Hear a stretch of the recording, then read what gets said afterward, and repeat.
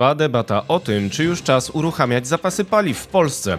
Brytyjczycy blokują turbiny z Chin przez obawy o bezpieczeństwo. Implozja naftowa Rosji trwa pomimo wojny w Iranie. Jest 26 marca 2026 roku. Nazywam się Wojciech Jakubik, a to jest codzienny przegląd informacji sektora energetycznego i paliwowego Energy Drink. Zapraszam.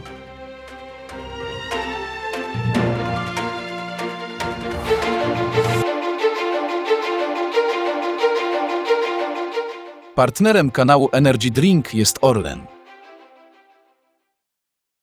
Zaczynamy jak zawsze od informacji dnia. Implozja naftowa Rosji trwa pomimo wojny w Iranie. Reuters informuje o największym kryzysie dostaw ropy z Rosji w historii nowożytnej. Powód to ataki dronów Ukrainy i blokada tankowców oraz ropociągu Przyjaźń, które dały spadek mocy eksportowych o 40%. Splot problemów sektora naftowego Rosji powoduje istotne ograniczenie eksportu ropy, a przez to także ograniczenie przychodów Kremla pomimo faktu, że ropa Brent utrzymuje się około $100 za baryłkę przez wojnę w Iranie. Są co najmniej 3 czynniki powodujące to zjawisko. Pierwszy czynnik to blokada ropociągu Przyjaźń na Ukrainie. Usterka tego rurociągu ze stycznia 2026 roku spowodowana atakiem Rosjan nie została dotąd naprawiona. Słowacja i Węgry oskarżają Ukrainę o działanie celowe. Jednakże Komisja Europejska przeznaczyła określone środki finansowe oraz wsparcie techniczne na rzecz naprawy rurociągu. Brak postępów sprawił jednak, że Węgry zapowiedziały blokadę dostaw gazu przez ich terytorium na Ukrainę. Płynie tamtędy do 2,9 miliardów metrów sześciennych gazu rocznie, czyli 45% importu ukraińskiego. Oznacza to, że element blokady przyjaźni może przestać w nieodległej przyszłości odgrywać rolę w kryzysie eksportu ropy z Rosji. Drugi czynnik to zajęcia tankowców z rosyjską ropą przez siły zachodnie. Rośnie ilość krajów Unii Europejskiej zatrzymujących jednostki floty widmo Rosji. Zrobiły to już Francja, Niemcy, Włochy, Estonia i Finlandia.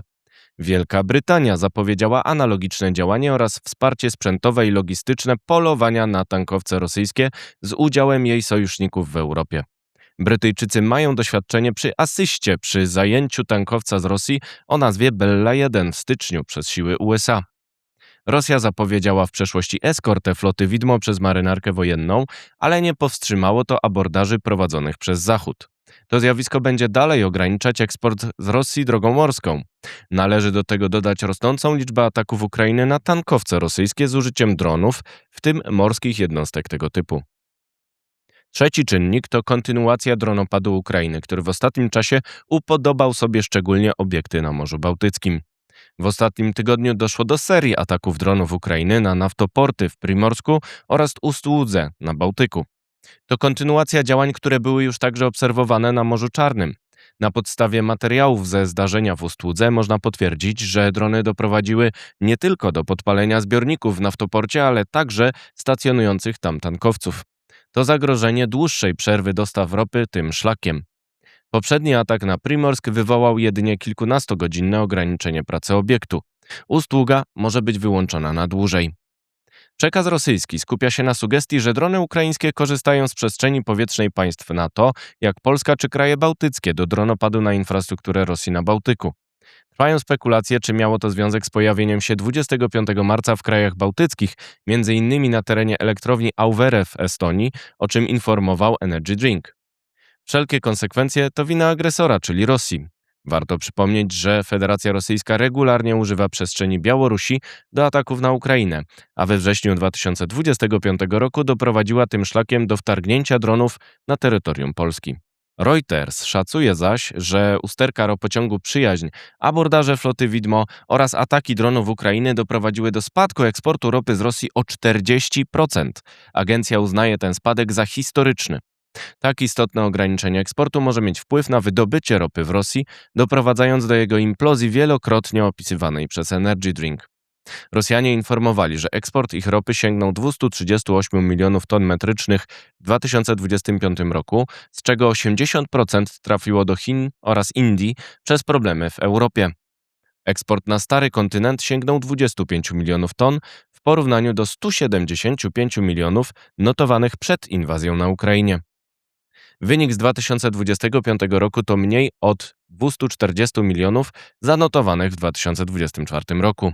Spadek eksportu może być jednym z czynników obniżenia wydobycia baryłek w Rosji.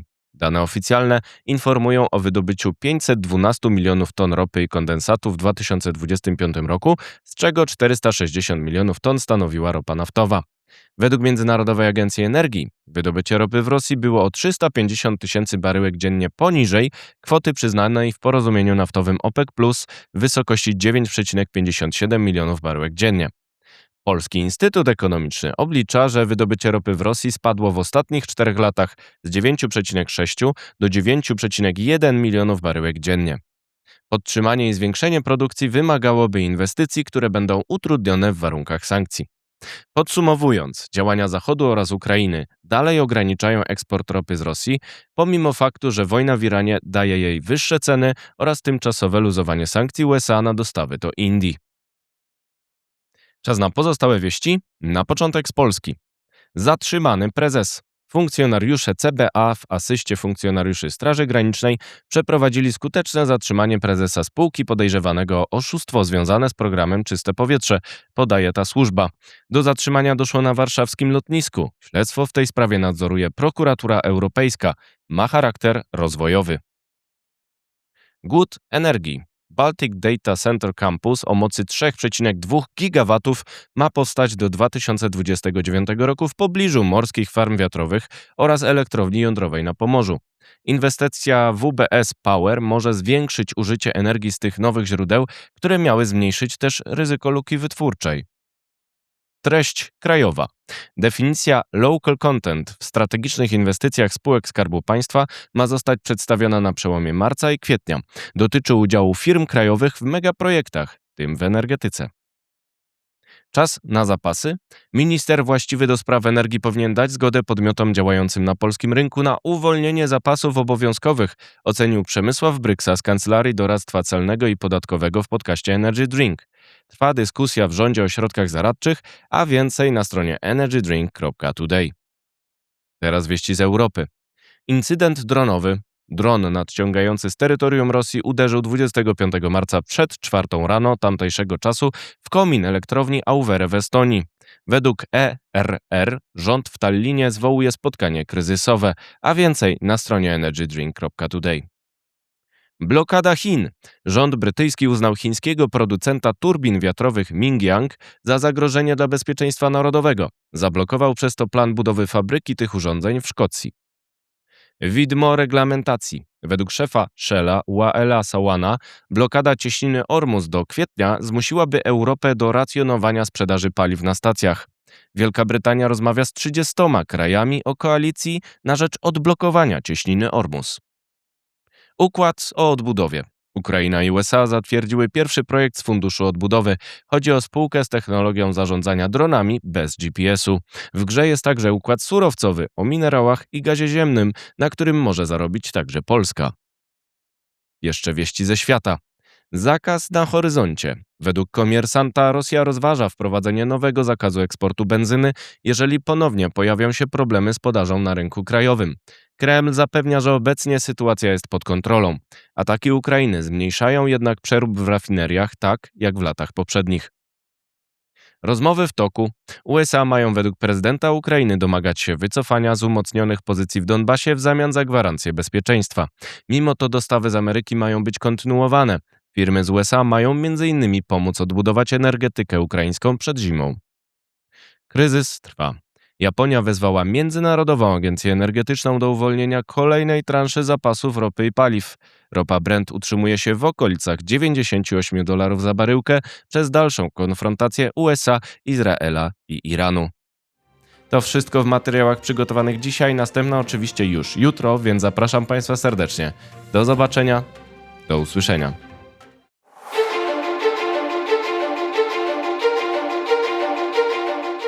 Partnerem kanału Energy Drink jest Orlen.